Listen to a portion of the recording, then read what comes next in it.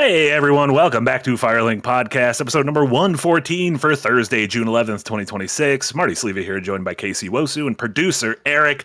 Nick is out for the evening as he's showing off his house to strangers. Nick on a Thursday evening is like, I'm going to invite some strangers into my home and show them the house. Look at this picture Eric threw up. Like a sick dude. That's what Nick looks. That is incredible, Eric. He spent the entire afternoon on that, probably. But Nick is in the process of selling his home, and he is showing it to some potential buyers, so he could not make it to tonight's episode. We were going to do another round of drafting now that we have... Yeah, now that we have a lot of games set for mostly September and October. But obviously with Nick here, not here, we'll wait till next week. We still want to talk about Summer Game Fest, though. You know, Casey hasn't had a chance to talk about Nintendo Direct yet. And we'll kind of talk about what are some of our favorites games shown off in the week. Also, some of the games that we're a little worried about. And I also asked you guys in the Patreon about your most anticipated game of the show, and I got a lot of different answers. One game got the most votes, which an intriguing game got the most votes, so we'll talk about that. And then also, of course, because it isn't an episode of Firelink without bad news, layoffs. We'll talk about layoffs too. We'll talk about layoffs. I feel like we should just record a single thing, and every time there's layoffs, we could just play that thing. Yeah, and we could just sort of change the company name and stuff, but it would be, I don't know, save us a lot of time. It is rough. Nonsense. Yeah. How are you doing though? Everything good? In light of the news, I am still doing okay. Because we talk about these sorts of things, and in my case, sometimes it hits very, very close to home, and I'm still able to say that I'm employed within this organization. Yeah. But I think that might be all I can say. Yeah. We'll jump in. We'll rip the Band-Aid off. We'll jump in with the bad news first. Two separate stories of major game companies with layoffs, one of which, as we've alluded to, was Ubisoft, who closed studios in Winnipeg and Belgrade, and then had layoffs in Barcelona, San Francisco, and possibly / probably more, and Cary in Carolina. So I mean, that's just it feels like this has been a story that we've covered some semblance of this several times. These studios are mostly support studios, or at the very least, like it doesn't seem like, rarely do we see, this game is being led by Ubisoft Winnipeg or Ubisoft Cary, that kind of, or Barcelona. But this is just an ongoing. Ubisoft is a massive. They might be the biggest Western developer in terms of headcount. I know they're been way bigger than for like Rockstar or something like that. Yeah. And so, just again, really fucking sucks. Heart going out to anyone affected by these job losses, and it also just doubly sucks because it feels like every time this happens, it's not like, but there's a bunch of life rafts at company A, B, and C, because company A, B, and C are also doing their own layoffs. Which really fucking sucks. Yeah, exactly. Which is the second half of this story, which is Xbox and coming out of what's felt like a pretty solid last few months, I would say, since the kind of the bombshell of Phil Spencer's departure and Asha Sharma taking over. It feels like small incremental steps have been taken in a positive direction. I thought their showcase over the weekend was really good. Like, ton of cool looking games. However, that was all followed up this week with kind of like an open letter to the Xbox staff at large, talking about how they needed sharing the realities that we need to navigate, which included the annual revenue of the company declining nearly $500 million in 5 years, hardware costs being up 4 times since last year, and what they assume is just going to keep going up. They said at a certain point, like, they literally cannot produce enough Xboxes for the demand at this point, which seems insane. But also it is being heavily reported by folks like Jason Schreier and even some of the verbiage in Asha Sharma's statement that we're going to need to reassess things, and that it sounds like by the end of this month, there are going to be some major layoffs across the Xbox brand. We don't know if that means a bunch of layoffs at a bunch of different studios. We don't know if that means literal full studios being shuttered, which is one of those fears, I have. Like, there are studios when I think about Xbox that I'm like, do they look at a studio like Double Fine and do they care about its legacy? Do they care about like the kind of the niche passionate fan base? Or do they see, well, you're in San Francisco, which is one of the most expensive cities in America, and the last few games you made with Keeper, the Lighthouse game, and then the kind of the pottery game Kiln that came out. Just anecdotally, doesn't seem like either of those really move the needle too much. So you wonder, like, what's going to happen with a studio like that? Like, are they going to look at like an Obsidian and be like, well, Avowed and Outer Worlds 2 didn't quite do it. Like, we don't know how drastic and to the bone these cuts are going to be. Obviously, you can speak way more on Xbox, but what do you think of the current Xbox situation? I think you're hitting the nail right on the head. Like, they were already doing this, and like you said, some of these studios that were still there had their games that they were working on that weren't canceled release, and they're also kind of they're not garnering any like new age sentiment or goodwill towards Xbox, even if they're not bad games. Even if they're not like there's two things I think that any of these games would probably need to do from these smaller devs that are releasing that would maybe help them out. And one is that there's like a large public sentiment around it, like the public or the press or fans are galvanizing behind it, even if it's not making its money back, or it's making a lot of money. And whether the fans notice or not, like if it's like a big story or not, is secondary. But if it's not doing either of those things, I don't know about the money side, because it's hard to tell kind of maybe for Double Fine in particular, how much their development costs, because they do make smaller scoped games. Yeah, I think like Kiln, obviously not at the scope of like Psychonauts 2 from a few years ago. Yeah. And Psychonauts 2, I believe, was probably pretty successful. Like, but I'm not sure. Yeah, like, I honestly don't even know what successful is anymore, especially when Game Pass is involved. Yeah, that is very true. Yeah, but hold on, was Psychonauts 2 part of any of that cross-platform stuff? Like, did that end up going to like PlayStation? Did Psychonauts 2 go to PlayStation? I think the answer is no. Definitely didn't go to Switch. It launched on PlayStation as well, says Eric. Oh, it launched. Okay, on release date. Okay. Good to know. So, I mean, I would guess that it probably did decent. Sure. Based on just having a wider market and not being hamstrung even on the one platform with Game Pass, whatever. But the other stuff, I don't know. Tim Schafer's been at this a long time. I think he might be able to pull Double Fine out, even if Xbox is like, maybe we want to part ways. Maybe he has enough goodwill and Asha Sharma would have the good sense to not just kill Double Fine and be like, all right, well, maybe we can just go our separate ways, and Double Fine returns to being a full indie outfit. But Obsidian, that might be a tougher sell. That might be a situation where they go, we invested a lot in you, bringing you in-house, and you haven't paid us back for that investment. And so that might be Grounded really has been their biggest success story, and that is even one of those.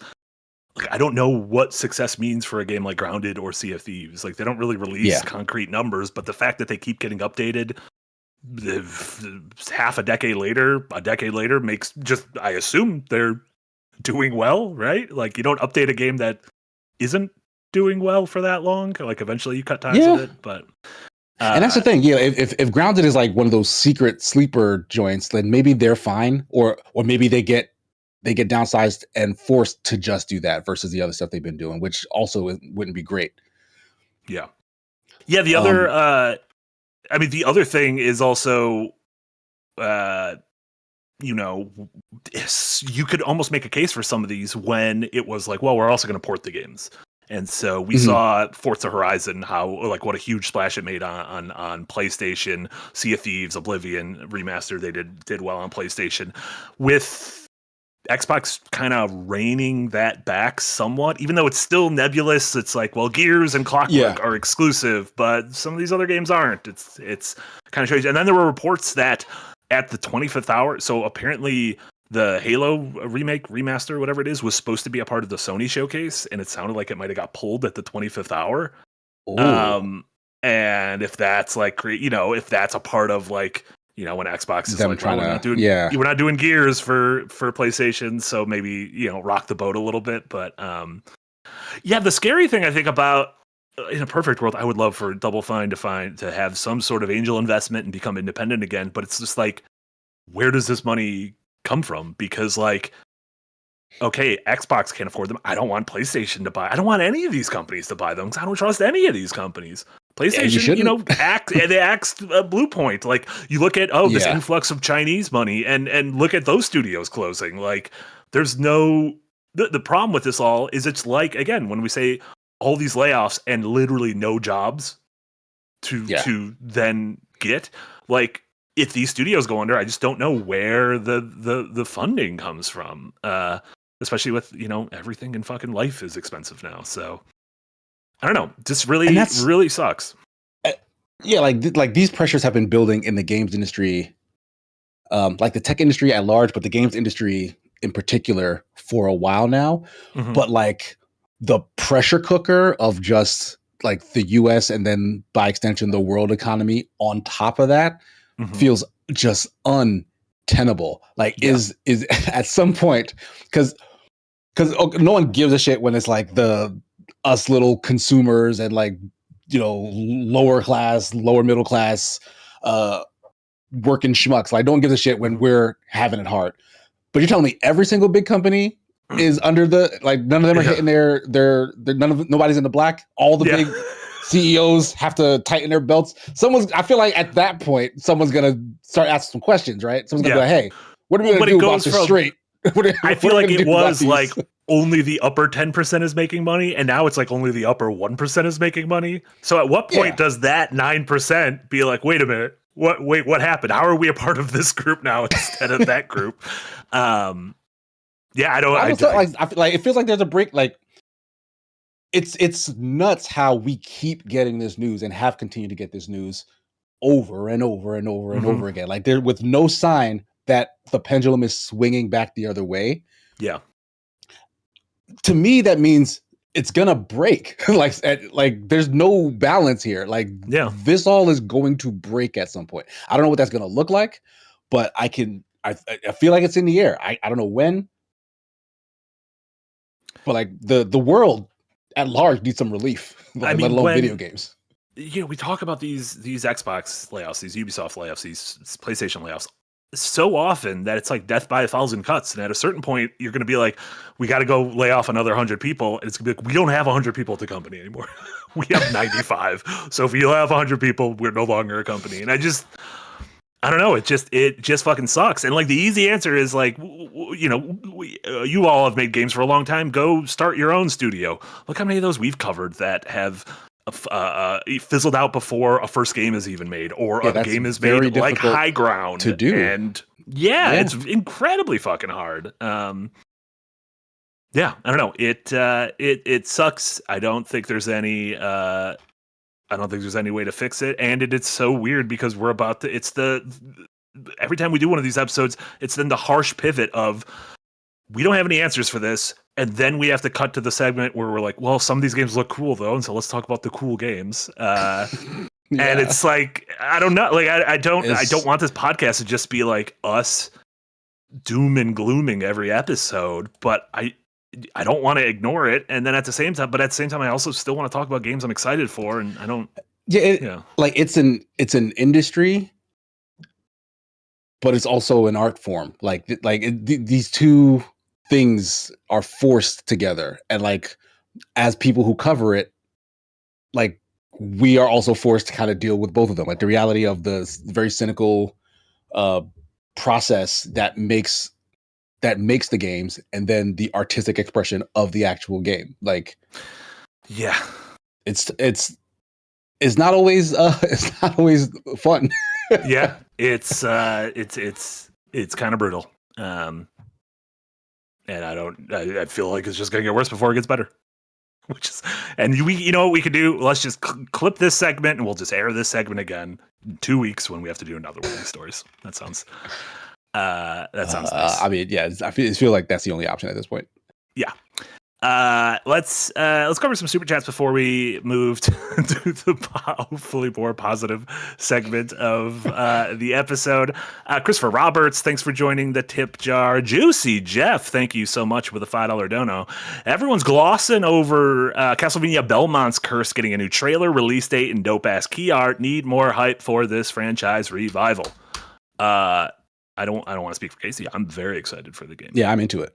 Yeah. It took me a while to get on board with the art. I think the art is good. It's just very different from what I'm used to from Castlevania games. Mm-hmm. But everything they've shown looks really fucking cool. And yeah, I'm all aboard. Like if they can kind of bring the juice back to Castlevania the way, Capcom did with Resident Evil, and Konami is also trying with Silent Hill and Metal Gear, obviously. That would be great. Like, yes, I want to live in a world where Castlevania is doing well and prospering again. Yeah, I've always said, like, if you really want to go back to your roots, like, make it 2D. Like, start small, make it 2D. And the thing is, this could be the big breakout hit. It doesn't need to be this, massive budgeted 3D action whatever thing. Like, Hollow Knight is a big deal. Like 2D Metroidvanias can sell. So with the backing of a well-loved franchise, like it's multimedia, like the Castlevania Netflix series is phenomenal, which I think maybe inspired this direction in terms of the art. Yeah. Because yeah, like I never thought of that. Yeah, I think that might be right. Yeah, because I've only played one Castlevania, and that was Symphony of the Night. Mm-hmm.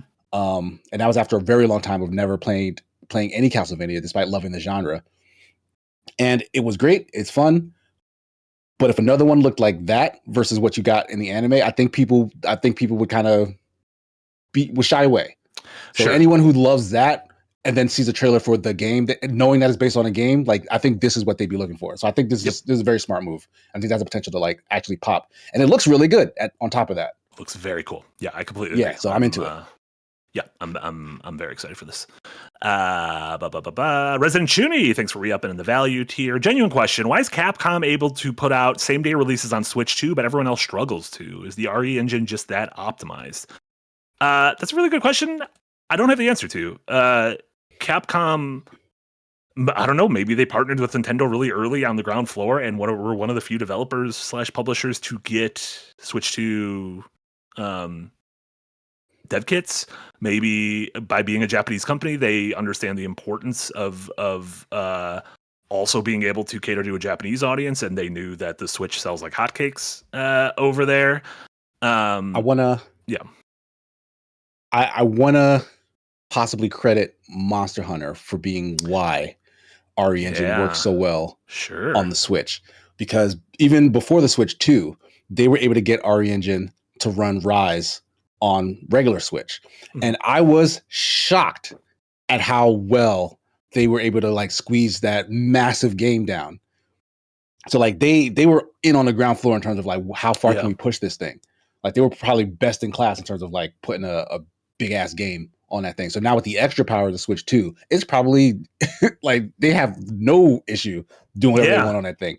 Yeah. I was floored by how good, not as good as console and PC, obviously, but how good Resident Evil 9 and Pragmata look and run. Like, it's genuinely impressive, and Onimusha's coming there. It's genuinely good visuals on that tiny screen. Yeah, it's and so maybe part of it is it's an in-house engine, and maybe they made the engine specifically to be adaptable to a thing like that. Like, maybe they literally had lower powered handheld-esque platforms in mind when developing the engine. Because I don't know, the I don't know enough about Unreal, but I don't know, like, is Unreal one of those engines that's just like hard to like? Are there? I'm wondering if there are certain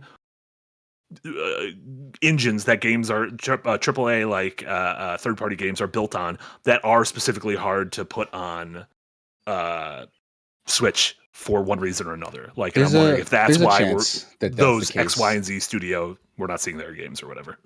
Like, if maybe there's like a base level benchmark of just resources that an engine that's built to be that, big big, like it's made for use by the big AAAs, right? Yeah. So Nintendo, who very much does not have hardware to deal with that sort of thing, maybe is at odds with kind of just a base level of how that thing is built to function. Yeah. But I don't know. I am not a developer, but yeah, in my head, that sort of makes sense. Yeah. Or maybe it's just a publisher not giving a shit and being like, well, we'll get to it when we get to it, or we'll just put a modicum of resources on it as opposed to like actually treating it like a lead SKU. Like Capcom seemingly been doing. Easy peasy lemon squeezy. Thank you so much for the $5 dono. Seeing Karen Page jump sword attack god monsters made me hype squee almost as hard as Ananobi's tip to win. Let's celebrate the good things, friends. Obviously that first game. part. You're talking about God of War Laufey, obviously, in terms of what a game. I've not played it, so I can't say that about it. Nick's not here, so we're allowed to talk about sports that aren't hockey. I get there's probably a decent section of our audience that doesn't care about basketball. However, NBA Finals currently going on. New York Knicks, possibility of winning their first championship since the 70s against San Antonio Spurs, who have Victor Wembanyama, who's like the tallest basketball player. I'm trying to think, is there just like it'd be like if they added a character to Smash that was just way bigger than everyone else, but as fast as all the small characters, you'd be like, why did you add this character as DLC? And then over the next few years, it would be like Sakurai being like, no, I understand your concern. And then, so we went in and tweaked it, and now he's better every year. And he's just like, it's more of a gap between them, which is kind of nuts. But the game last night was phenomenal. Biggest comeback in NBA Finals history. Yeah, it was. Just to sum it up, even if you're not a sports fan, I think you can appreciate the intensity. Like, think of it like an anime, right? Mm-hmm. Like the Knicks were down by, at one point, 29 points. Yeah, 27 at half. 27 at halftime, but then 29 total. They were like down, and like the Madison Square Garden, because they were playing in New York, was silent. Ben Stiller's upset. Timothy Chalamet's crying.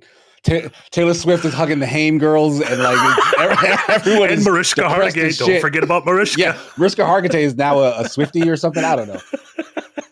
But everyone was in the dumps because they were getting rolled, and then just bit by bit, little by little, Jalen Brunson is doing okie dokes, like impossible shots, fucking impossible shots. At one point, I think he like threw the ball up like backwards or something.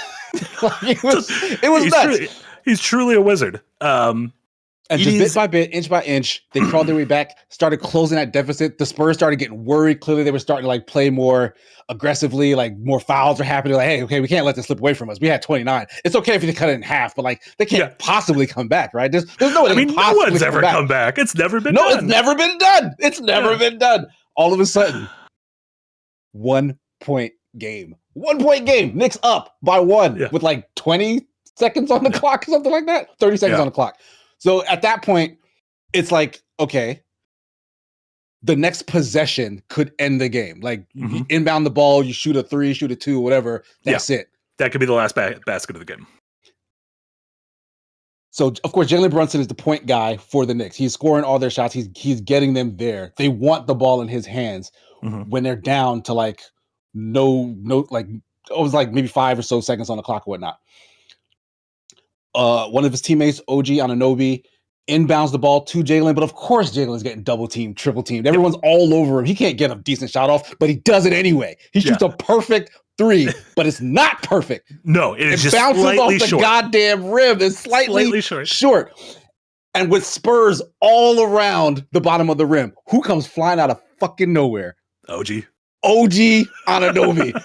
From the goddamn, he was the one who inbounded the ball, but he comes soaring in from the key and tips that bitch right back in the basket, falling over the side. It was beautiful. It was one of the greatest game-winning shots I've ever seen. And like they cut like in the post game, like Charles Barkley saying, "I've literally never experienced anything like that," and that's a dude who was like played with Jordan, like like he's been doing this for like 40 years. He understands the game. Yeah, absolutely out of control. So cool to see Madison Square Garden go absolutely apeshit insane. So glad it happened in the game that Trump wasn't at. Yes. I'm very happy for that. And they're very much blaming the one loss that the Knicks had, because that was their only loss so far in the series during the game that he appeared in. Great. So yeah, where he was mercilessly booed when they people were him. literally like burning incense outside of Madison Square Garden at the start of game that 3. Bad juju out of there. Yeah, I can't imagine being a Spurs player and you're playing. Obviously, whenever you play in a visiting team's arena, they're hostile towards you, right? Like you are the enemy in there. Mm-hmm. But it's not just like random dudes are yelling at you and want you to fail. It's like Academy Award nominee Timothy Chalamet. It is Jerry Seinfeld and Larry David. Like Spike Lee's yelling at you from Spike Lee, Tracy Morgan, and Tina Fey, Taylor and the Haim girls. Like that is. It must be so weird to get shit talked by a guy who you're like, but I like you in Dune. like you are Lisan Al Gaib. Why are you being mean to me? But I hadn't considered that, but that's very funny. Yeah. Who do you think is going to come out? Who do you think celebrity-wise is going to come out when they go back to San Antonio? Ooh, Billy Bob Thornton was in an Alamo movie 20 years ago. Maybe him. Like, I don't know if San Antonio has celebrities. There has to be some celebrity in San Antonio, but it'll probably just be former Spurs. It'll be like Tim Duncan and David Robinson and stuff like that. Right. And that's not as exciting as like, And Tim Duncan's actually from the East Coast, I think. East Coast boy. There you go. He should have changed his name to Tim Dunkman. On account of all the Duncan. I'll see if I can get that note to him. Maybe you can change your name later in life. It's fine. Yeah, especially when you have money. Yeah, especially when you're the Dunk Man. Last thing I do want to make reference. I'm a known New York City hater. That has nothing to do with me wanting to see them succeed in this particular avenue. But I want it to be noted, the two main guys on the Knicks are from New Jersey. Jalen Brunson, born and raised in New Brunswick. That's the city I'm like right next to. Yeah. They're in the finals. So they're thanks to your boys. Yeah. So next time anyone calls, Jersey has to come and save New York's ass. As fucking usual. So you're welcome, New York. You're welcome. This one's on us. Were a lot of people sad in New Jersey when the Nets moved to Brooklyn? Oh, absolutely. Like, I'm not even a big basketball guy, but like that hurt. Like I used to watch those games. Like that's just shitty. Like why can't we have a basketball team? New York has one. I always hate that homogenization. Like I hate when like the San Diego Chargers moved to LA. And I'm like, well, let San Diego have a team. Like, you don't need two teams. You're a city. I say that as like, don't take the Cubs or the Sox away from Chicago or I'll fucking kill you. That's grandfather did. It's fine. They hung all of that on Jay-Z. Like he was like the face of that move because he's a Brooklyn boy or whatever. But apparently that wasn't like he has like a very minority stake in that team. Yeah, so it wasn't like most famous his idea. Yeah. People do that. So, I think Alex Rodriguez, the all-star baseball player, owns part of the Minnesota Timberwolves, and when something bad happens, they blame him. And I'm like, I think he owns like 10% of it or like 5% of it. He's just the one everyone knows and hates. Pretty wild stuff. But yeah, that was game 4. Game 5 will be on Saturday in San Antonio. So we'll have another basketball update next week. Sanos the Hedgehog, thank you so much for the $5 dono. Off topic, you know what? This whole thing's been off topic. You're funny. Is there anything that could you don't have to apologize for that? RPG makers shutting down official forums at the end of 2026, meaning that anyone in 2027 who wants to get into RPGs will have no tutorials or guides. Well, first off, that's weird that they're doing it all, that they're still making their product. I mean, are they shutting down official forums and like moving to Discord though? Like, I'm gonna be honest. Do people still use forums? Are forums still a thing? Like, I'm sure people do, but it can't be in the numbers necessary to like sustain them, right? Like, if they're being like web hosted, like that can probably get expensive. Isn't that just Reddit? Isn't Reddit like the internet's forum? Yeah, like Reddit has stole all the forum traffic. Yeah. I mean, I imagine people still. I mean, honestly, there would be a good cottage market for anyone who's really into RPG Maker. Is like start a YouTube channel, like a tutorial YouTube channel. If they're not going to be offering those officially, like become the source for like, I want to get into RPG Maker. Here's the videos you should watch for that, which I think would be cool. I was never were you ever a big forum guy? Like when you were younger, did you ever go on like the GameFAQs forums or anything like that? Yes, GameFAQs in particular, I was in a lot. I wasn't like a contributor, but like, oh my God, did I consume those GameFAQs? Oh yeah. I would log on every day. There would always be a poll every day, and I'd have to make sure to rock my vote for whatever dumb, like Yoshi or Boshi, that kind of thing. Yes, Eric, that is what we look like on forums, actually. But Boshi's in Mario RPG. Oh, Boshi's great. You go to this Yoshi's Island, and there's like a bluish purple Yoshi, and he's got sunglasses. And in my head, he smokes cigarettes, but I don't think he does in the game. And you have to race him, but he's really hard. He's great. Wow, just a real fast Yoshi with sunglasses. They've never brought him back. They've kept him locked. They probably found his cigarettes. Because he's got like sharp toenails. Yeah, he's like a rude dude. Barefoot. I've never seen a barefoot Yoshi, actually. What the? Oh, I don't like that at all. Eric, all the Yoshis I know wear Timbs. All my Yoshis wear Timbs. I feel like that's I feel like Eric found that. That's not an official render. Eric found that on one of Eric's forums. Jet Set Trophy, thank you. No, Jet Set Atrophy. That's not a Jet Set Trophy. I forgot the A. Thank you so much for the $2 donut. Double Fine should make a Banjo-Kazooie game. I would love for Double Fine to make a Banjo-Kazooie game, and I would love for it to sell 1 billion copies and for them to secure their safety in their future. Yes, I would like that. I hope that happens. Do you think they'd want to do that? Would they want to take a franchise and do it? Have they ever done that before? Double Fine presents this. No, like they made like a Sesame Street game. So like they've dabbled in IP, but they've never been like, oh, we'll make the next Mario or something. But I mean, they do make good 3D character platformers with humor and charm and creativity. That does sound like a good fit. Yeah. Sounds like a good fit. Yeah. Banjo-Kazooie is very British though. So I feel like a lot of people would get upset that it's like stolen valor. But I guess it's because it's British people making fun of like Southern yokels, because like Banjo's supposed to be like a hillbilly. He is kind of like a hillbilly, yeah. Like and like so he's like the big city New Yorker coming down and trying to teach the hillbilly bear about city life. So you can't make Americans do it because they give too much respect to the hillbillies, I guess. Yeah, exactly. R.I.P. Grogu, thank you so much for a pair of donos. First one, I saw Hotel Transylvania 3 Monsters Overboard on sale, which I think I had to share. It's the one that plays like Pikmin. I bet Marty or Eric would play it. I've heard of this. I've never played it, but I remember at one point I was looking up games like Pikmin, and this was the first one that popped up. They just kind of legit just did Pikmin, but with Hotel Transylvania, Adam Sandler's Hotel Transylvania, who was also at the game. Adam Sandler made this? Showing him. No, Adam Sandler was he's the main voice of Hotel Transylvania. I had no idea. Yeah, I think he's Dracula. I had no clue that was him. Yeah, the Sandman. I think the whole cast is like his children. It's probably like Rob Schneider. No, Rob Schneider. I guess technically his children. David Spade. I can skip that one. I mean, Eric says he bought it today. Good for you, Eric. I'm proud of you. Oh, and then Eric had to clarify he's only the voice actor in the first 3 movies, a different voice actor for the 4th movie. I was going to make fun of you for that, but we subjected you to that basketball talk, so you can subject us to the trials and tribulations of casting within the Hotel Transylvania cinematic universe. Yeah. And then RP Grogo with another one. Thank you so much. Do you know which companies are in the black? Private studios. I blame stock market and the infinite need for growth numbers where you need to spend your money, usually don't, for a very short-term price increase.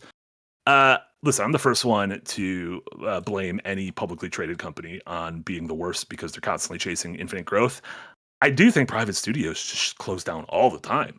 Like, I don't think private studios are immune to this. Like, they need the funding from somewhere, and I think this whole industry is kind of fucked for funding. I mean, granted, some of the biggest, like, you have, I guess, Valve, Epic, and Larian, and CD Projekt Red might be like 4 off the top of my head. 4 big studios that are in, like, Rockstar's not independent. Like, Rockstar's owned by people.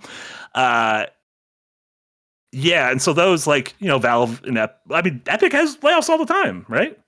Yeah, it wasn't that long ago. But they did have. Yeah, not that long ago they announced some. Yeah. Well, not some, a lot. It was big. A lot. Yeah. It was a big number. Yeah. And when you're a company that big, you could be like, we laid off 3% of people. And you're like, it's 10,000 people? Jesus Christ. Yeah, I don't. In conclusion, let's storm the Capitol. I think that'll fix everything, right? That'll probably fix things. I mean, now would be the time. Now would be the time.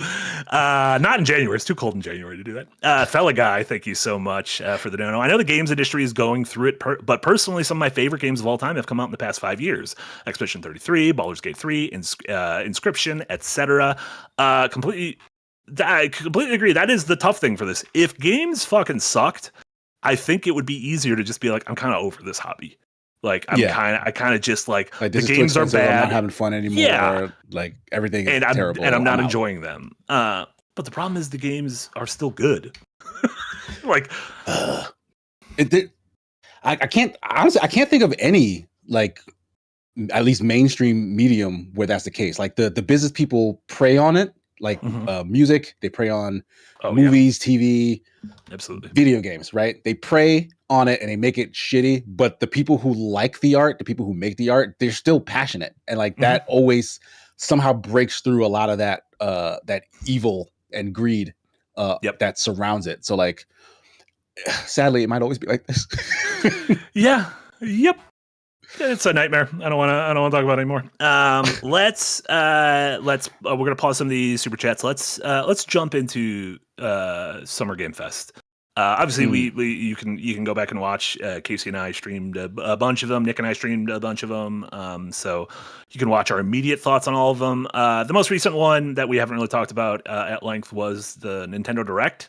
And I just wanted to get your temperature. Like, what did you think of the Direct? Were there any standouts to you? And then what did you think of kind of the one more thing being a very brief Ocarina of Time tease? Well, I'll start with Ocarina of Time. I'm glad that they finally announced it. Like, it was kind of the worst kept secret, I guess, because people was like, you should do this. And from what they showed, which was not much, it does seem like it's going in a direction that I didn't expect. Like, this seems like an RE2 style remake, which I don't think any remake Nintendo's done, save for maybe the Mario RPG one, was that extensive. No, Mario RPG was still on the bones. It was still pretty. It was still like a 1-to-1 of the game. It just looked weird, way different. But yeah, I think you're hitting the nail on the head there. So it might still be that then. Like, they might have just visuals look like this, but then this game is 1-to-1 Ocarina of Time, which I'd be disappointed. I do hope that there's a little more to this. But I'm probably gonna play it anyway. Like that is one of the best games ever made. I'm 100% gonna play it again. I do. Nintendo does have a long history of their remakes being more remasters, like whether it's Twilight Princess or Wind Waker HD, whether it's going all the way back to like Super Mario All Stars, which zhushed up the NES Mario games for the Super Nintendo, or even like the 3DS remakes of Ocarina of Time or Majora's Mask. It just, by looking at this thing, I feel like they're going to fundamentally change the game. Like, just looking at this, I just can't imagine. There's something about the drasticness of the art style that seems like this is a different thing. Yeah. But there's no way to know. Like, they literally showed nothing, and that's a bit frustrating. Like, this is not any level of information about what this is going to play like. Yeah, even talk about I don't think this is going to be like Star Fox. I don't think it's going to be like Star Fox, where it's like, oh, this is pretty much a 1-to-1 with some additional stuff. I genuinely think this is going to be very different. Still follow the Ocarina of Time, story and flow and everything, but I do feel like this is not going to be a game you can use a walkthrough for Ocarina of Time on, I guess. And yeah, to people, like, a lot of people are immediately dunking on the visuals. I don't get it. Like, people just seem like we've seen so little of it, and it was mostly a tone piece. Like, I don't think it's necessarily reflective of how the game looks. I just think people are like so eager to be the first one to dunk on something. Yeah, like, because if maybe this started some sort of a flame war, then you get the hate mob able to make a couple more bucks on the YouTubes and Twitters, right? So yeah, sure, of course somebody tried it. Yeah. And I just don't think, like, I don't really feel one way or another, because we've just seen so little of it. So I'm like, well, I think right. we just need to. There's nothing to judge for the most part. Yeah. But I guess but aside from everything, Ocarina, what did you think?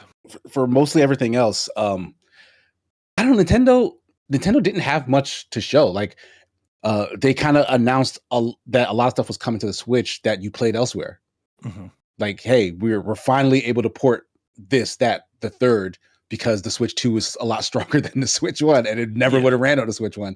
And that was kind of the bulk of their show. Yeah. Stellar Blade, those kind of things. People are still like, well, when are we going to get Resident Evil 2, 3, and 4 remake? Like those kind of things. When are we going to get Claire Obscure? Yeah, it feels like it's exciting if you just own a Switch 2, because you're like, oh, I can finally play. And that might be the truth for some people. Yeah. Some people might only have a Switch 2 and access to that. Yeah. But those people are, I'm assuming, younger and don't have their own buying power. So I don't know, but they can ask their aunties and uncles and parents. Sure. They'll watch this direct and be like, oh yes, I can finally play this, or I can finally play that. And that stuff will sell. What did I know? Like me, you're a big Three Houses fan. What did you think of the new Fire Emblem Fortune's Weave coming out in a few months? I will play it because yes, Three Houses is fantastic. I actually need to finish Three Houses. I'm on I want to say the last mission of Three Houses, and I've just refused to finish that game for whatever reason. Yeah. But I'll go back. I'll finish it, and I'll jump into Fortune's Weave. Other than the fact that this is taking us back to that world, I'm not that hype over it. Weirdly enough, I couldn't even tell you what the story is that they've kind of sold me on. I just know it takes place in the Three Houses universe, so it's really just riding the coattails of Three Houses, and that might be all it needs to do. Yeah. I'm also part of it's like, oh, these 4 different characters you follow, and it seems like it's very much like when you choose which house you want to follow for which storylines. Right. So it seems like they're leaning into the multiple playthrough thing. It looked like at least a portion of the story has to do with some sort of gladiatorial arena combat thing. So I don't know if part of one of the stories might be almost like Gladiator, like a rags to riches kind of story.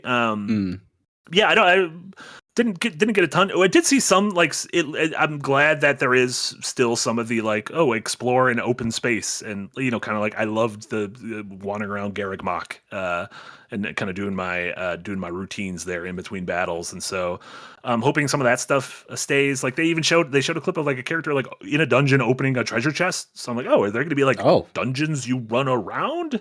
Right there, he's opening a treasure chest, and I'm like, maybe that's just the end of a battle. Maybe that's just an animation they show at the end. Cutscene in sure. Oh yeah, if you get to the chest on a battlefield, it'll cut to that cutscene. That makes it look like you're running up to open it. Yeah. Okay.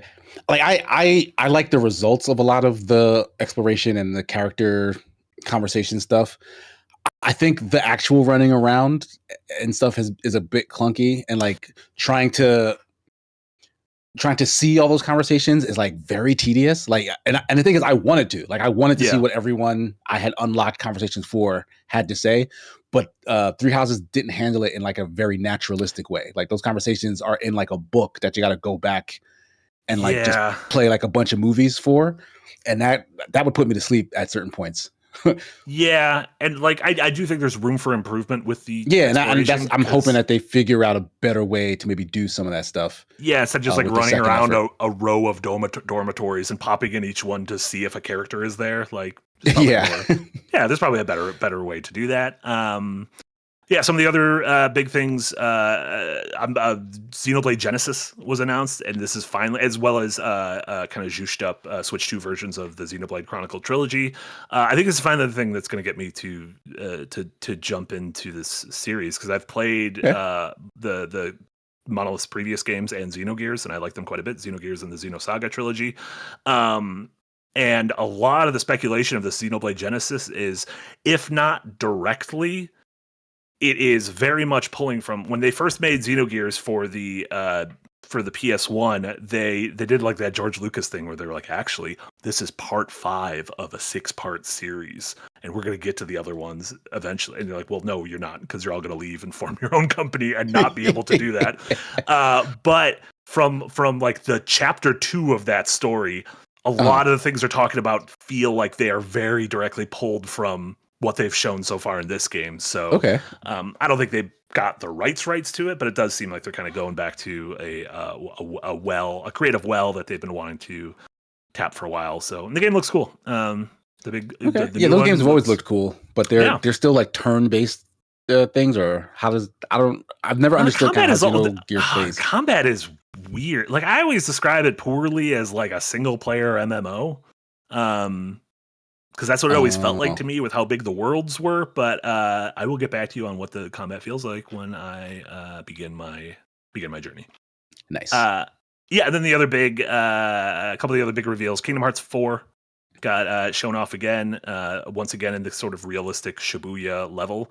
A lot of people were. That's the only thing they showed so far, right? They also showed one. They showed, I think, an image. I don't even know if it was a clip of Mickey in a library. So we got Shibuya and Mickey in a library. But yeah, the news was it's coming to Switch 2 day and date, and then people are assuming at D23, which is Disney's big event they do during the summer, that we might see, like, they might reveal a new world. And from what people were speculating over the Keyblade they showed, it was like a lava and ocean Keyblade, and so people think it might be like either Moana or that Elemental Pixar movie. I can't imagine them doing Elemental, so Moana makes way more sense, just because it would have. It's definitely Moana, guys. Yeah, like, also, if you're gonna do another Pixar movie, choose one people know and like. Like, nothing against Elemental, it might be great, but I just don't. Does anyone know Elemental? I couldn't say. I thought that movie was bad. Okay, I didn't even see the movie. So I thought it was a bad movie. Let's not do that. And then I also got very excited at the One Piece game. One Piece Grand Gourmet. Oh yeah, the little cooking mama. Well, it's not a cooking mama but it's just it's cooking. Like a management daddy if it's Sanji. sim. If Sanji's cooking daddy. Daddy. Yeah, but it looks as obviously someone who's currently 250 episodes into my One Piece watch. This game seemed really nice, and the idea that you have a bunch of different customers from the series coming in and they have their own distinct orders and personalities and stuff seems pretty fun. So this whole from what we know, this of course is not canon, right? But it's not. Is it like a side story? Like Sanji has to come back to I don't actually the Baratier to hang out a bit, or before he meets the Straw Hats, or who knows? I don't know. And yet all these characters from the series keep coming in. Yeah, it's like, did you know that you served Frankie before? He just didn't know him then, so he never paid attention. Yeah, my gut says it's more of a silly. I could say Frankie now because I know who he is. Yeah, he's definitely horned up. But he wants to. He's like a good ship builder or a ship destroyer. Yeah, that's his thing. He's a good guy. Shouts to Frankie. Outside of Nintendo, what? Looking back at the week, or even including Nintendo, is there like a game or two or three that really, like, were your kinds of games of the show? Like, are there the things where, whether they got a release date this year or not, like, you're kind of circling the calendar, being like, I'm here day one for this. Yes. I mean, y'all already knew, but Control Resonant, they showed a little bit more of that. Mm-hmm. It still looks fantastic. Man, I can't wait to play that. That looks like so much fun, and that world has absolutely enraptured me. Like, I love that Remedyverse universe. So, like, please tell me more stories about that, the universe, and now in a gameplay style that, like, I like the most. So, yes, give me more. Hook it to my veins. Yeah, I completely agree with you.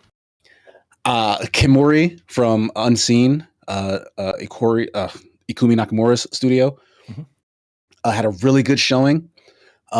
After a little time, though, I'm worried that it could be a bit more flash than substance, because like the character designs look really good, like the animations look really good, and the loop seems to be co-op, like monster hunting, like it's Monster Hunter. Like, in that you're kind of going out, you're fighting demons or whatever, and like collecting demon stuff. Yeah. If like Monster Hunter makes that loop so engaging because of how incredibly detailed the fights are with just the one creature and like all the options you have to do that fight. If this is like a little too bare bones, even if it looks really good, it might not hold your attention that long, and that could be disastrous. Mm-hmm. And that studio is like new and they're young, and like Ikumi is like adorable, and like people want to root for her, but her pedigree was with Tango Games Works, and never as the headliner, as far as I know. So like she's kind of unproven in terms of like what she's been able to produce. Yeah. So I want that game to be really, really good, but yeah. I am a little.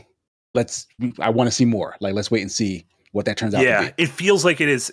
It's even hard for us to like elevator pitch the game, and so it feels like they have to lock that down. They have to be like, if someone says, "What is this game?" They have to figure out what the 15, 20 words, byline of this game, logline of this game is. But yeah, I did think this was a really cool showing. I completely agree with that. And probably the last one that's like a big like eyes wide kind of moment was that Platinum is working with the TMNT license for The Last Ronin. Yeah. Like I love Teenage Mutant Ninja Turtles quite a bit. It's not a thing I talk about a ton, but like I love the effing Turtles. And Platinum is one of the best in the business at making fights fun. Like, and they somehow know how to do it over and over again in different ways. Like, very few of the games that they've worked on across different IPs or different internal projects have been like copy paste of whatever they did before. Like, they just, to a science, know how to make a really fun, really flashy fight feel really good. So apply that to the Teenage Mutant Ninja Turtles and that Last Ronin story, which is, fantastic. Like, my fear is that it goes down the cinematic action road, but again, that's not something Platinum is known for. So the hope is they find that happy medium.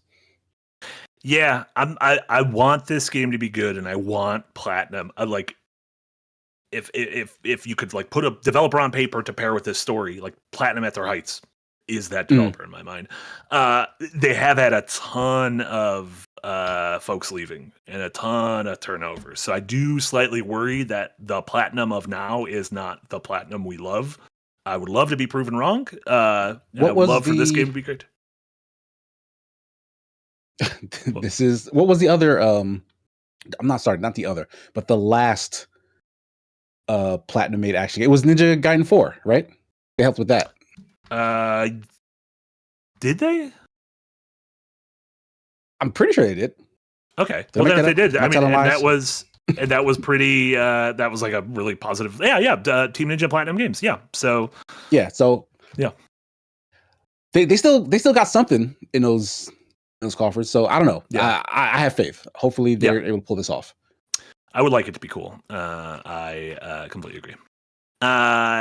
Mine, unsurprisingly, the Final Fantasy announcements, both the smaller game in Resonance, the kind of 2D HD single playerification of the mobile game Brave Exvius. Was that a gacha game? I believe it was Brave a gacha game, and that was the game. If I'm not mistaken, Ariana Grande was a character you could get. Oh right, yeah, I remember that. Years. Yeah. Yes, I do. Will Ariana Grande be a party member in this game? I'm going to assume no. We don't know. I think I'm going to assume no. But yeah, Final Fantasy VII Revelation, the third part in the Final Fantasy VII remake trilogy, I'm incredibly fucking excited for. So yeah, that looks really good. That looked great. I kept wondering how they're going to kind of handle the expansive nature of getting an airship in the last third of that game and being able to fly around the world. And they're just like, here's the airship, and you can jump out of it whenever you want and dive to the ground wherever you want in the game, like a fucking Fortnite match. Which was also there was a Final Fantasy VII Battle Royale that did have Where We Droppin' Boys in it. So it almost seems like that was like a testing ground for like, can we do this in like a real game? And like, oh, sure enough. So what the heck? All right. Yeah. Those we already mentioned Castlevania before from Belmont's Curse. Unsurprisingly, the Persona games. There's a question about those coming up though, so I'll wait for that. And then Gen Atlas, I was really excited for. That's the Fumito Ueda game, the guy who did Ico, right? Yeah, the big robots and stuff. Yeah. So it looks like he's taking his very kind of artistic, somber sensibilities, and but instead of it being more in the natural world, it is kind of you're like a scrapper in like a machine strewn world, and you fly around in a big old robot head, and then you land on you land on the bodies of robots, and you're firing guns, all of which very strange to me. I was like. It is weird for me to try to wrap my head around the fact that he's having a game where you fire guns, but it looked really cool. So, and it's a new IP, which we've talked about like a million games, and very few of them are new IP. So I always want to shout out one of those. Is it odd that this was shown during Nintendo's conference and not like a Sony thing, or is there like Sony. Bad blood? This was Sony. Oh, I'm sorry. Sorry, I pivoted. I pivoted away from. Yeah, you missed it because you weren't at the Sony one. Yeah. Yeah. So that looked really cool. This is the one that is multi-platform, but it is. Oh no, it wasn't Sony. It was. God, was it Sony or was it Summer Game Fest? Maybe it was Summer Game Fest then. There's really no way to remember. If it was Summer Game Fest, you have no excuse. But it looks cool. And that's the one that is funded by Epic. So I don't know if it's going to come to Steam. It's going to be multi-platform, but I don't know if it's coming to Steam, which sucks. So sorry. But it is coming to PC. So it is coming to the personal computers. And if you can figure out how to start your personal computer, you can figure out how to buy an Epic game. I believe in you. Are there any games that after the weekend you're worried about? I only had one in mind, and I'm not a big worrywart. Let's hear it, because I don't think I have an answer right now. Bloods. I am still not sold on From Software. What they showed was kind of a bunch of nothing. It was less than what they showed last year. Like last year, they showed more of that game. They showed a very brief teaser this year, and then they said playtest coming later this summer or later this year. And I just don't know. The fact that there's a playtest coming might be like, well, we don't need to like cut together a significant trailer because you're gonna get hands on at some point. Yeah, so, like, maybe that's the logic. Or maybe they're like, we're big enough to where we'll put out our own video. They'll be like, I could imagine Nintendo's been doing a lot of those solo game directs. I imagine there's going to be a solo direct for this game, like a 15-minute direct for this. I still just, if it is as multiplayer centric as Night Rain, I just don't think I'm super interested. And I kind of just want to wait for the next proper FromSoft thing. But people really love Night Rain, so I don't want to yuck anyone's yum. I did want to go over really quick. I paused the question in Patreon. I said what I asked people what their one game most anticipated coming out of Summer Game Fest. And we got a bunch of different answers, a lot of single answers of stuff like God of War Laufey, weird indies like Meaningless Random Numbers, P4 Revival, Cassette Beasts, Ocarina of Time, a bunch of them going up to, stuff like Spyro, Gears E-Day, which we didn't talk about, which looks really cool. Exodus, the kind of Mass Effect, but not Mass Effect game, Clockwork Revolution, which looks really cool. The Monster Hunter expansion, set in the islands in the sky. Oh yeah, I didn't even mention that. That's a thing that's on my radar for sure. Yeah, which look very cool. The only games that got multiple votes: Final Fantasy VII Revelation, and then the game with the most votes, Resident Evil Veronica. You thought our audience was full of Bettys? It's full of Veronicas. Those are Archie's bitches. I don't know. I don't know enough about Archie. I've watched a couple episodes of Riverdale. I was dating a girl who really liked it. And I was like, "Is this what Archie's about?" I thought it was like a silly comic book. And like, I don't know nothing about Archie either. Actually, yeah, he got around. He had a couple of ladies. So just a man whore. Just a little man whore. Let's go for some. But neat. Some more. Did you have a bad or not a bad game, but a worried game? I do not have a worried game. Fine. You don't have to be worried. That's fine. I'll worry enough for the both of us. I was watching you guys watch the direct, and I recall the both of you completely tuning out when Ninjala 2 was announced. Oh yeah, I don't know what Ninjala is. This was a free to play, like ninja, like multiplayer battle game. Like it was like melee combat, right? Okay. It was really fucking fun. Like me and my son played a lot of Ninjala.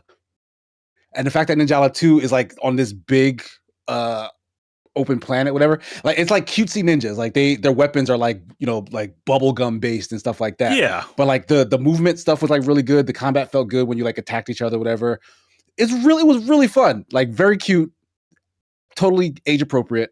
Imagine if one of those like Naruto Ninja Storm games like that had like the single player modes. Imagine if one of those were good. Like that's what this game is. I literally didn't even know what it was. So that was actually surprising, and I thought we would never see this franchise ever again. I don't even know who makes it. When did this first one come out? A while ago. I don't even know who's behind. Is this Nintendo franchise? I don't think so. No, I don't think Like, so. can't I don't be, even know right? what it is. Because No, it's kind it of like can't be a Nintendo franchise. it can't be. Yeah, People because keep it's telling me definitely it had a spoofing off Evangelion of collab. When did when this happen? Ninjala did. Eric said it, and then Tyrell just said it. Why did anyone tell me? Oh, it's Gung Ho Online, the Puzzle and Dragon devs. Wow. Yeah, but I'm looking forward to this. Like, if no one else, I'm a Ninjala fan. I'm going to be honest. This game sounds sweet and wholesome. It should not have an Evangelion tie. Like, it should not. It should not. Did you see how bad? I don't know if it's real, so I might be doing a fake news. The real part, there's going to be Persona skins in Call of Duty. What? I said this is the real part, and then I immediately... Yes, Call of Duty Mobile is collaborating with Persona, and Eric's showing it right now, what the skins look like, and it looks like a Call of Duty. I mean, it looks like a Call of Duty guy wearing Joker's costume, and I fucking hate it. I think it is Call of Duty collabs tend to look terrible. Like there are very few of them where they collab with like a franchise, especially something anime related, and it looks like it belongs. It's kind of bad. Because there's been like Attack on Titan, maybe, or there's been funky. Gundam, I think, in Call of Duty. Yeah, Nicki Minaj might have been the best looking one because she's just a person. So it's like right, just give her a gun. just give her a gun. It's that easy. Let's hop over to some more super chats. Chef Eric, thank you so much for a $5 dono. Marty, with P6 confirmed, do you think we'll see another trilogy of games? And do you think they'll do another pivot, do you think they'll do another pivot like 2 to 3? Great question, Chef Eric. I do not. I imagine the gameplay flow of Persona 6 is going to be similar to modern Persona / Metaphor. I don't think they're going to like throw the baby out with the bathwater to change things. Thematically and kind of tonally, it does feel more like the original Personas, in that it does feel like it's dealing with more like the macabre and the occult, and kind of fucked up stuff, which, yeah, there's fucked ups. There's serial killers and teenage suicide and stuff in the modern Personas, but by and large, they're a lot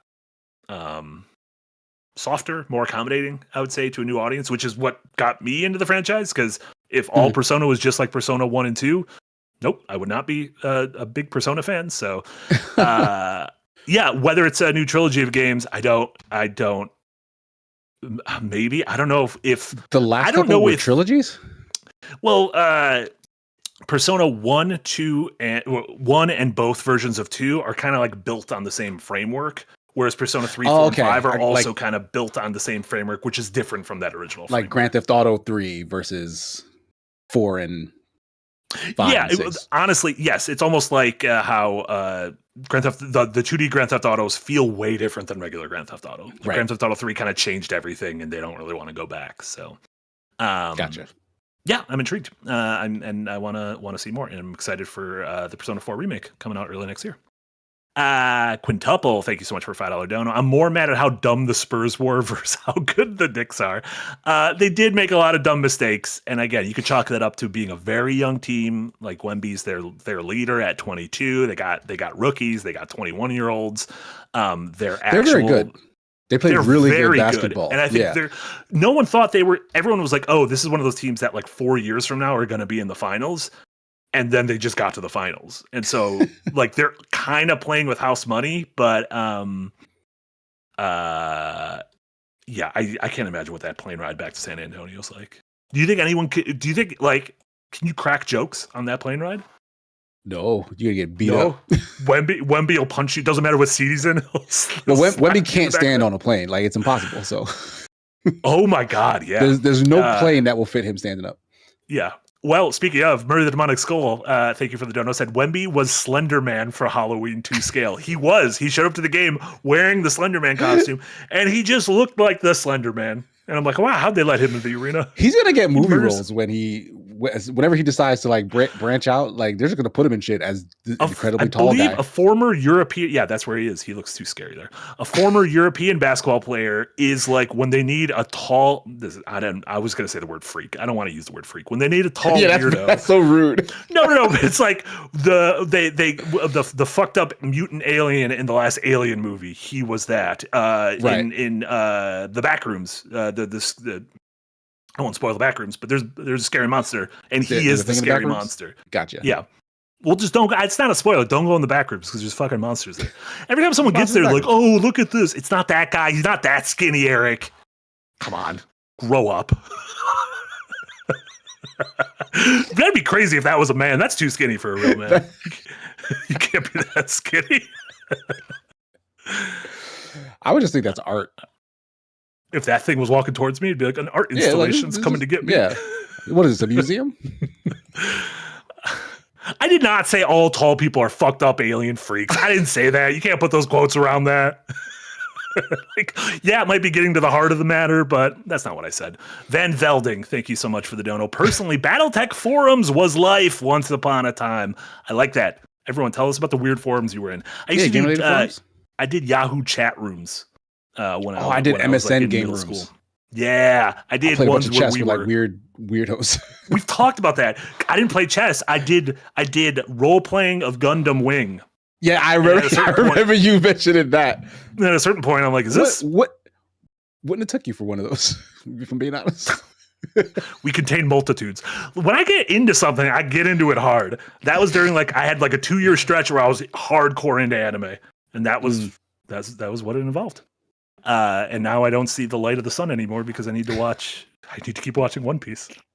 I made this whole thing of finishing by the end of the year. I didn't need to say that, but I said it, and now I feel like I need to do it. And now you're trapped. Now you're locked in a room. I just need to get a disease. I need to get a month-long disease to lock myself in my room. I don't have to do streams anymore. It'll be great. Mopman, thank you so much for the $5 dono. Casey, was there any big response from the Black community to the Tupac reveal? I remember you were anticipating it. Funny. Yeah, I don't think the nuance of that situation escaped the orbit of the gaming community. I did see responses from some Black professionals in the game space. And they kind of echoed my sentiment in that the initial reaction is kind of gross. But I guess because I was searching for it, I saw some other recent examples of Snoop Dogg using digital versions of Tupac. He had a show not that long ago, I think sometime after Summer Game Fest, even or sometime before Summer Game Fest, where he did a show and had a big AI rendered Tupac talking to him. Yeah. Asking him questions and them having banter back and forth, whatever. And it's the fuck are you doing, dude? Yeah. And apparently the Coachella thing was tied to Snoop Dogg as well. Yeah. I didn't even, I knew that was a thing forever ago that people make fun of and stuff, but apparently that was also Snoop Dogg's doing. Yeah, but he in particular seems to be the, I wouldn't be surprised if it was his idea. It seems like he says no. If money's involved, he doesn't say no. Right, but the idea that RGG is because I've seen some takes where they're oh, RGG is so ghoulish, and they've done this before with other actors as well. With Japanese actors, yeah. I'm starting to think that the idea of having Tupac in this game was because of Snoop's involvement. Snoop was I got this in my back pocket that how does this cost sound? Less than a living person. Yeah. But I have a piece coming out about this subject, so be on the lookout for that. The script is done. I just need to get all the production in. Yeah, with great title of that one too. Blistered Soul, thank you so much for the dono. Gaming big and World Cup ads. Time for gaming growth. Gaming big and World Cup ads. Gaming big and World Cup ads. The World Cup is starting. You're worried because they're going to be in your back. It's happening. Are you going to fight them? No, I was worried about flights because I have to do some traveling, and if I have to come back home and it's $1,000, sure, because my airport will be the airport that everyone is trying to come through to get to where they got to go for this World Cup stuff. It might be bad. I am worried. I might just drive. You just walk. Forrest Gump walked all the way across America. And look how he turned out. He was fine. He had a kid, Haley Joel Osment. He's a legend, that guy. Yeah. And look what Haley Joel Osment grew up to do after that, right? Yeah, he voices Sora in Kingdom Hearts. What a job. We've come full circle. We've come full circle. Put Tom Hanks. Oh, Tom Hanks is in Kingdom Hearts. Well, I don't know if he voiced Woody in he Kingdom does. Hearts. Oh, I don't know. But yeah, that him and Tim Allen would be in that case. Yeah. But Tim Allen would say yes. Is Tom Hanks in any video games? Aside from like the sort of handshake with Kingdom Hearts. Yeah, I don't think he's ever. I don't think Tom Hanks. He'd be a good fit for like. Yeah, because he was like in a Polar Express, and that was like a big thing for him. Sure. Why isn't he in video games? Do you think Chet Hanks has ever been in a game? Do you know about Chet Hanks? His Jamaican son? Yeah. His Jamaican rapper son. You, sir, are not Jamaican. I don't know what's going on here. You were very clearly born in Southern California. Oh, my God. Sovereign, thank you so much for a 10-euro dono. Metro, Gears, Resi, Veronica, God of War, Laufey, Wolverine, which we didn't even mention, which looks cool. Dawn of War 4, Fable, A Plague Tale, Control, etc., etc. The industry sucks, but we as players still have plenty to look forward to. Never lose hope. I like that song. Yeah, that Plague Tale game looks very interesting. Yeah, they just was also if people just watched the showcases in the kind of week or two after the showcases, a bunch of embargoes lift, and so there's been like full gameplay, way longer gameplay demos of like a bunch of the Xbox games and of a bunch of the Nintendo games and of stuff like Stranger Than Heaven and Control Resonant and everything. Plague Tale just got one earlier today that I haven't had a chance to watch yet, so if you want to see more of games that we saw at Summer Game Fest, there's a good chance there is more of it out there. You just need to do a little bit of digging. Inverse Guys, thanks for re-upping the membership. Is the Ocarina of Time remake a secret Master Quest remake? I've seen some that the Master Quest was the kind of harder mode Zelda that reconfigured certain things. I've seen some people wondering if they are going to do a kind of meta commentary a la the Final Fantasy VII remake, which acknowledges the fact that Final Fantasy VII, the original game, exists, and is in conversation with that. I don't know if Nintendo's going to do that. I don't think Nintendo kind of needs to do that. The Zelda stories tend not to go too hard. They're kind of safe, right? Like they're kind of like they stay very safe, and like I think the more recent ones have gotten a bit more like done a bit more in that direction, but like that suggestion seems like a complete 180 from what they've been doing. I do not think I would not expect that. Yeah, but I don't know, we'll see. My the take I had, I don't remember what stream this was during, so apologies if this was during a second one stream, but my thought was this is all part of Nintendo's like all about brand synergy now. They're about their theme parks, their movies, and their games, and their tchotchkes all speaking to each other. And we saw that with, the theme park had a Donkey Kong land, and then all of a sudden Donkey Kong is a big part of the first Mario movie. Donkey Kong gets his big Switch 2 game. We go to the second movie, and Yoshi's in it, and we get a new Yoshi game. Fox McCloud is in it, and this might be the resurgence of Star Fox. Right. And so I feel like they're going to play this relatively safe for it to be there's a Zelda game and there's a Zelda movie coming out. I should get a Switch and do this. That's such a good point. I had not really considered that. Like the Zelda movie is live action. So that's why this game is going to basically try its hardest to be photorealistic. Yeah. To me, it's exactly like when that's it. That's the only motivation. People were confused at why Sony and Naughty Dog were remaking whatever The Last of Us Part 1. And it's like, well, because this new show is coming out. This HBO show is coming out. And they want to have the fanciest version of the thing available so that when people watch the HBO show, they'll be like, maybe I'll get one of these PlayStations. And then they see how fucking expensive they are. And they're like, I will not. I will choose to not enter this hobby. It is too expensive. Cummer Bear with a $5 dono. Thank you so much, Cummer Bear. Super excited about Kingdom Hearts 4, but also very aware that I barely find time or energy to play games anymore. Any good JRPG Let's Players that you guys like? This is a Marty question for sure. This is a Marty question. I'm not allowed to say me. Me and Jay play full RPGs on our channels, on our Twitch channels. Why aren't you allowed to say you? I say plug away. plug away. I'm the world's number, but I put all of them.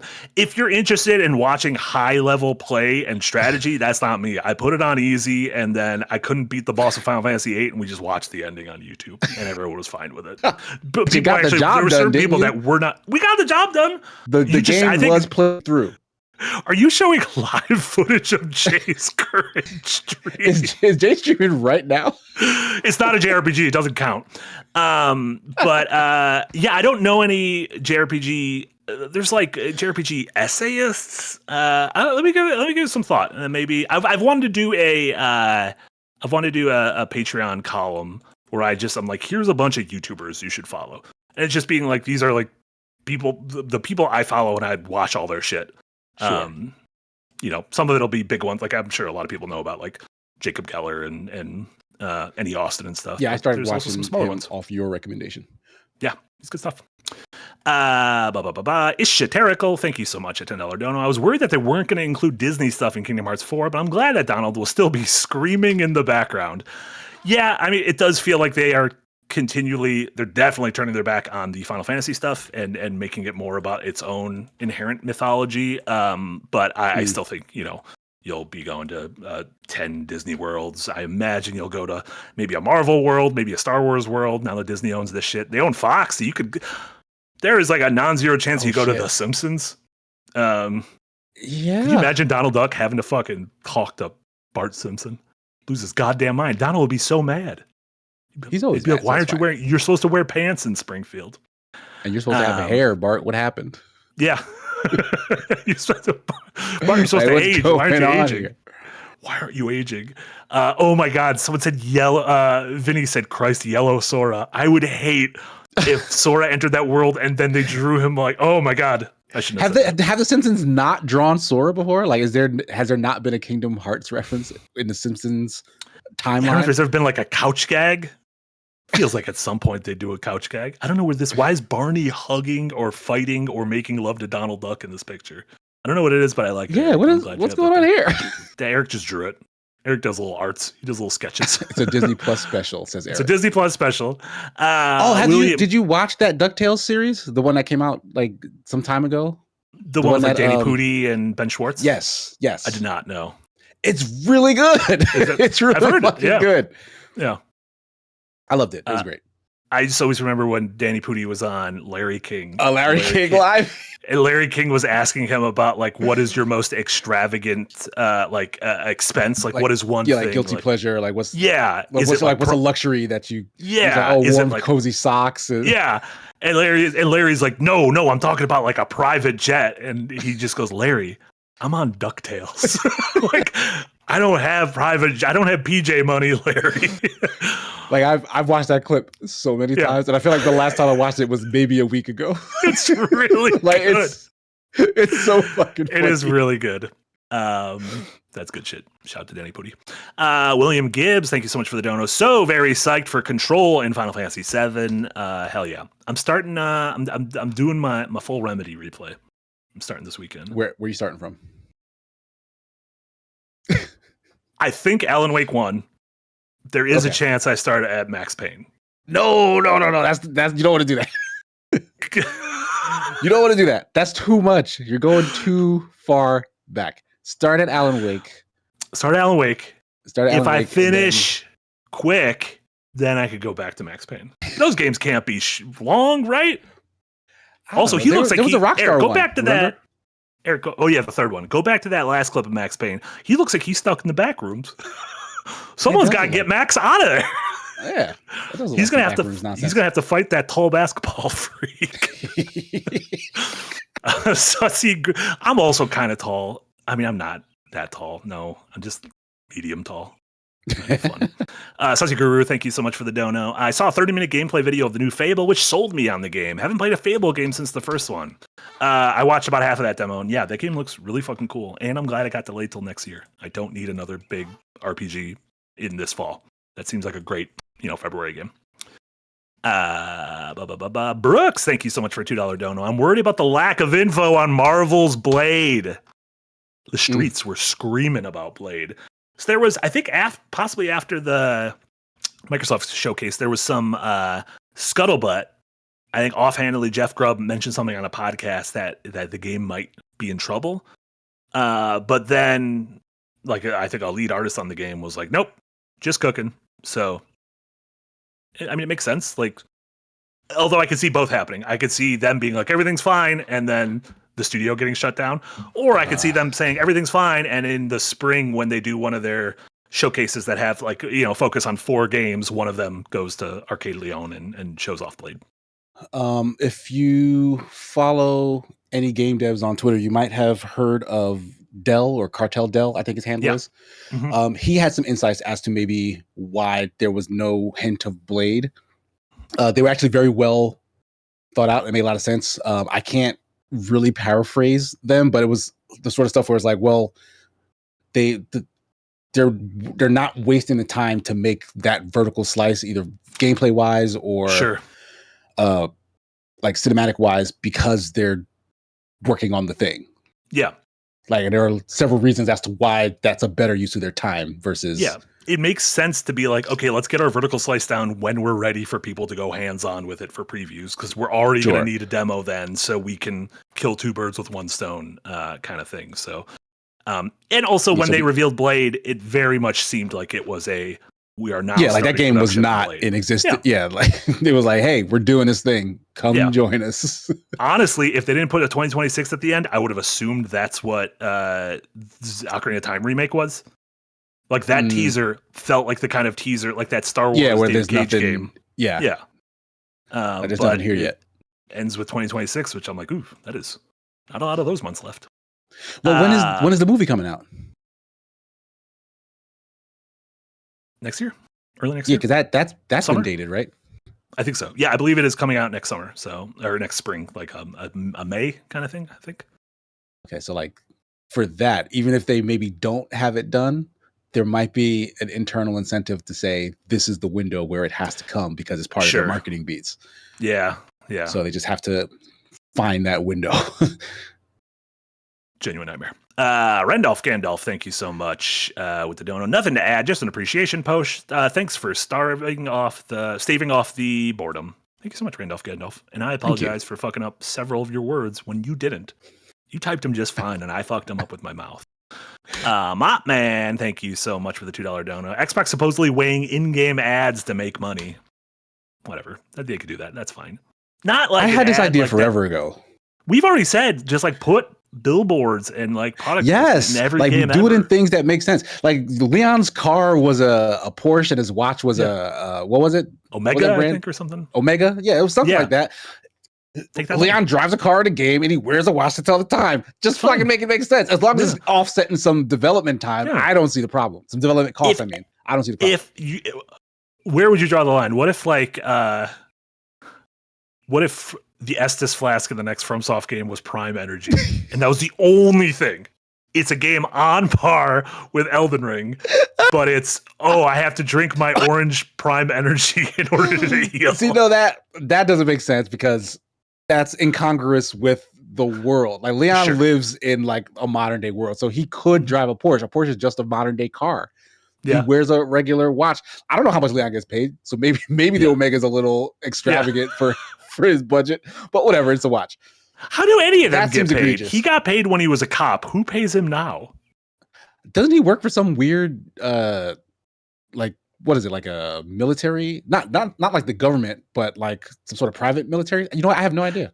It was kind of like after Metal Gear Solid 1, like Snake and Otacon went off and like, we're starting our own Splinter group, and it's like, how indie mercenary? You guys just have a bunch in savings? I think they just do international crimes and then they get paid by shady businessmen or whatever. Well, that's actually not a bad way to do it. Yeah, they probably make a lot of money doing that bullshit. I'm gonna put in my 2 weeks notice and just start doing international crimes. You gotta be good at it though. That's oh fuck, shit! I already forgot about that one.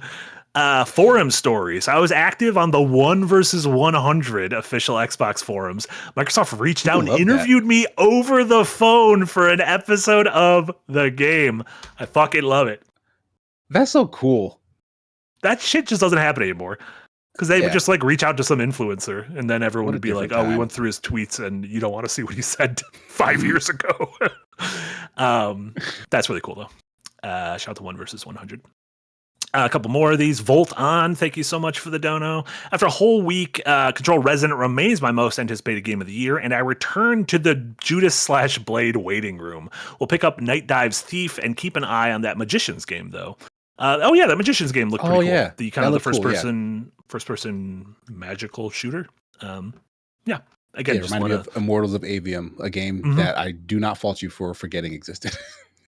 Its name is very forgettable. It needs a better name than Immortals of Avium. Yeah, I think I might have been the person who liked that game the most of anyone who actually played it. You might be its number one champion on the internet, which I think is nice.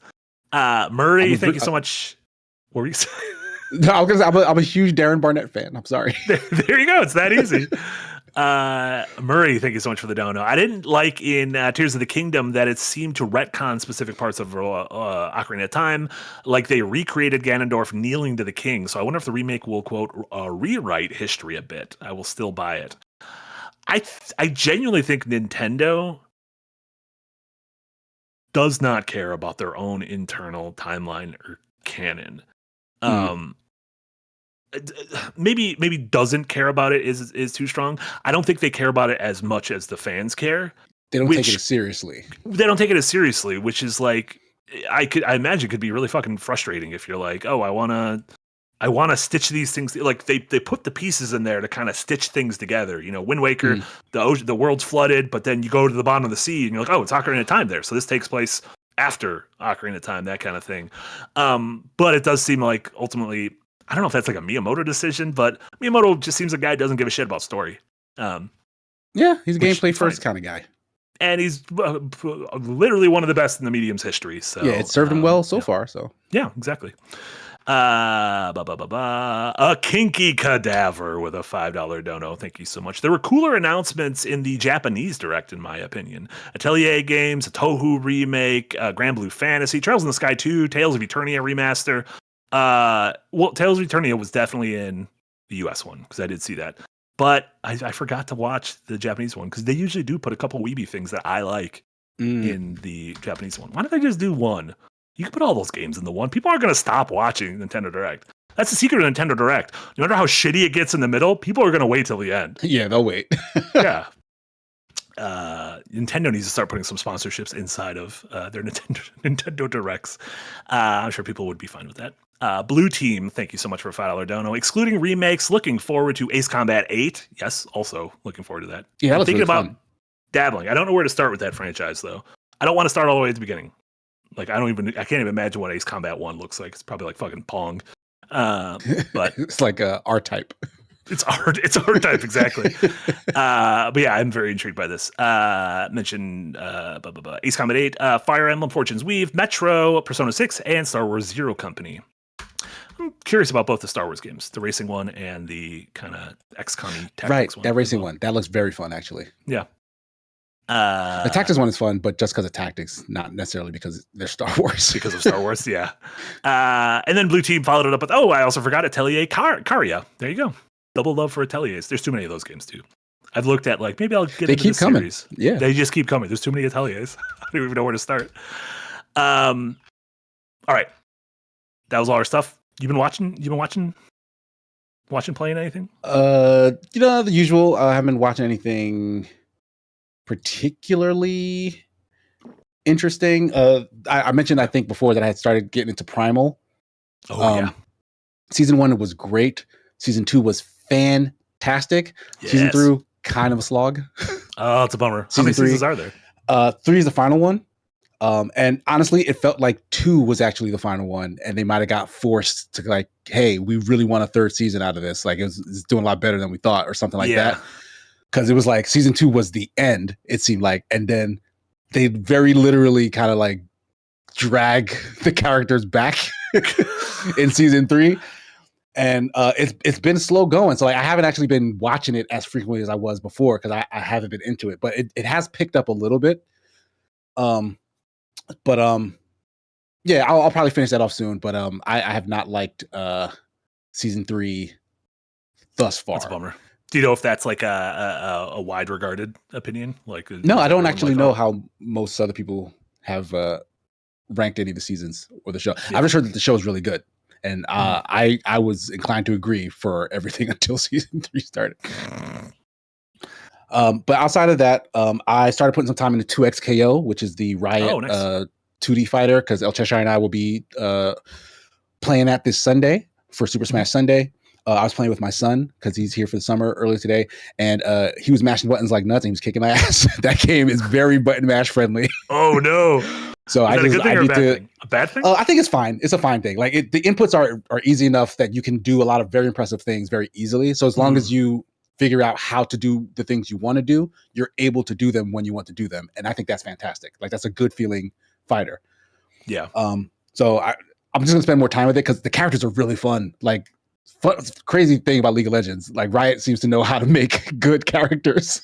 Yeah. I mean, but I promise I do not care about League of Legends, but Arcane. I don't care what they do. Arcane was great. This game seems to be fun. I'm not playing League of Legends, Riot. Yeah. You can't make me. It's not going to happen. All right, forget it. But yeah, I'm having a good time with it so far. Oh, yeah.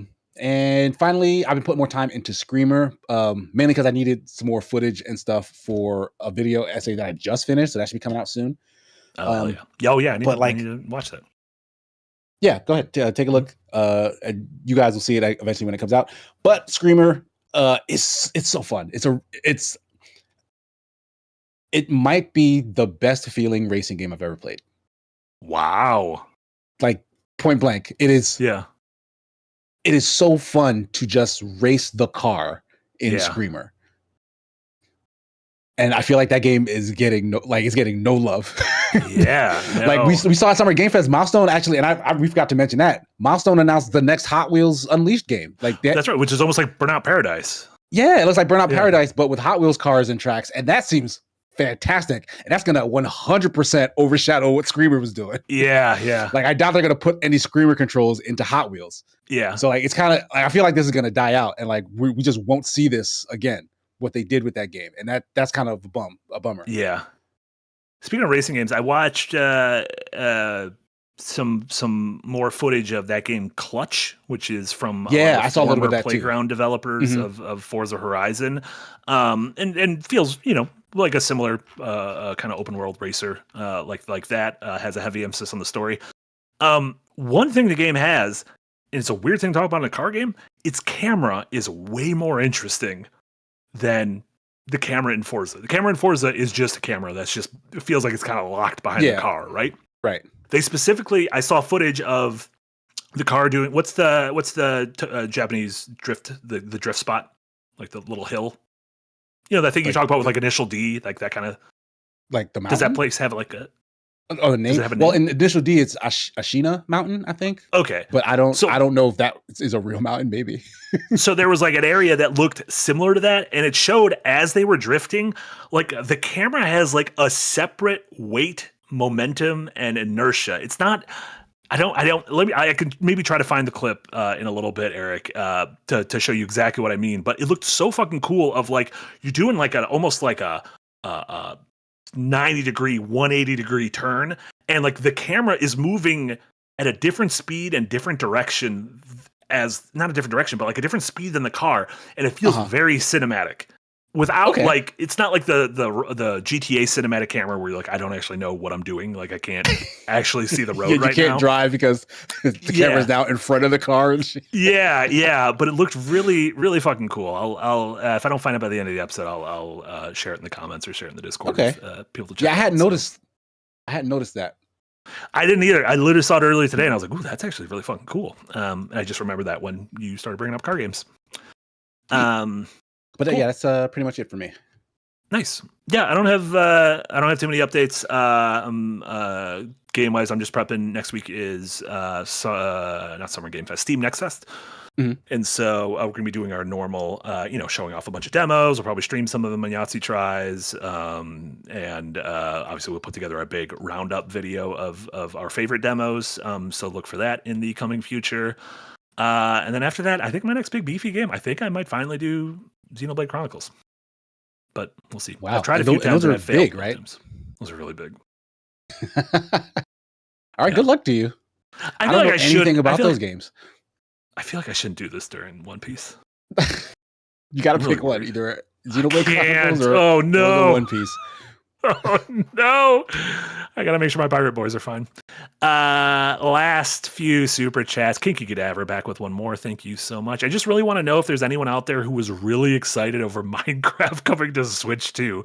I don't get every time they make a big announcement that it's like this game, which was perfectly playable on Switch 2 via the Switch 1 version and didn't need a juice up, is now natively on Switch 2. And I'm like, did anyone playing Minecraft, were they like, this isn't good enough Minecraft? Like, Minecraft kind of looks like the way it looks. It seems like everything. My son has continued to play that game with no, with no change in. His brain's going to melt when he sees that Switch 2 version. He's going to be like, I can never go back. Maybe it ran shitty. I don't know. Kids don't be caring about that sort of thing. Kids do not care. Shout out to kids. Jam on Toast, $2 dono. Thank you so much. Tom Hanks has his brother do Woody for most things. Now that you mention that, I do kind of remember that. He had, like, Tom Hanks has a brother who just kind of sounds like him. He's like, I don't want to voice this. You go do it. Hey, which I think is great. Yeah, why not? Let your brother make some bank. If your family's got coattails, don't be afraid to ride on them. It's fine. Perfect. I think that's gonna be it for today. We did great. Oh my god! I then looked at our Discord chat and I saw a picture from Dexter's Lab, starring a caveman that Eric put down. Which maybe that's how Primal ends. Is he gets teleported to Dexter's Lab? That could be fun. No spoilers. I am gonna get there eventually. No spoilers, but you might get there. Yeah, in terms of Second Wind stuff, I believe no streams tomorrow. There'll be a new episode of Unpacked though that Eric and Nick are working on, and then Saturday morning, tune in for Adventures Nigh episode 3. Casey and I are obviously both a part of. We get into some real shenanigans. We left. I think it's already been teased by Jack. There's a good old fashioned dungeon puzzle we have to get through, and let me tell you, we didn't do well. We did. It turns out all 6 of us had very different thoughts for how to finish that puzzle, and they did not gel well together. It's great. Yeah, really excited for that. And yes, Jess did an incredible job producing a video essay of mine that went up earlier today on the whole recent trend, which is continuing. Fable is another game that is doing that. And Control is also of the, if you pre-order the deluxe version, you get some modicum of early access, and about how that sucks, but why it's not going away, because it is ostensibly free money. And when you look at a game like Forza Horizon 6, they made so much money off that early access stuff. So why ever stop? How about yourself, Casey? What do you got? Well, yeah. I'm forgetting what day of the week it is. It is Thursday. Friday, nothing. But at some point next week, expect a racing themed video about Forza and Screamer. At some point in the future after that, expect the Tupac story stuff, because that's coming. Marty said Adventures Nigh. I already mentioned it, but Sunday, me and Cheshire, 2XKO at 12:30 p.m. Eastern Standard Time for Super Smash Sunday, followed by Super Smash Sunday on my channel right after. So you're still going to get Smash. You can't escape Smash, but we're going to do some 2XKO first. So much Smash.